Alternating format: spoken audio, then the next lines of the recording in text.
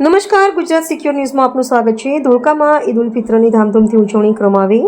અમદાવાદ જિલ્લાના ધોળકા શહેરમાં ઈદ ઉલ ફિત્રની ભવ્ય ઉજવણી કરવામાં આવી હતી। શહેરના અલગ અલગ મસ્જિદોમાં મુસ્લિમ બિરાદરો દ્વારા મોટી સંખ્યામાં એકત્રિત થઈ તેણે ખાસ નમાઝ અદા કરી હતી અને અલ્લાહની ઇબાદત કરી હતી।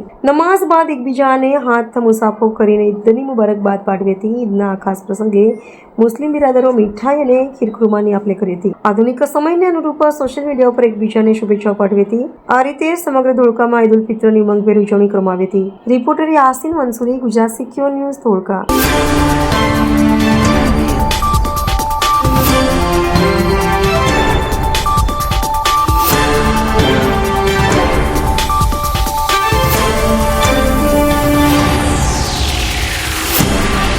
આજે ધોળકા ખાતે સમગ્ર મુસ્લિમ સમાજે ઈદ ઉલ ફિત્રની ઉજવણી કરી અને સમગ્ર ધોળકામાં મુસ્લિમ એક મહિનાનો રોજો રાખી અને આજે ઈદની ઉજવણી કરી।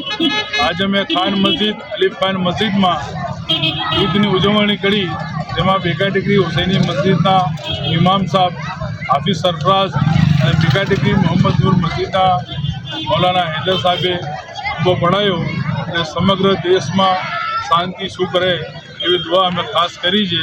સમગ્ર ધોળકામાં બી સુખ શાંતિ રહે એ ખાસ દુઆ કરવામાં આવી છે।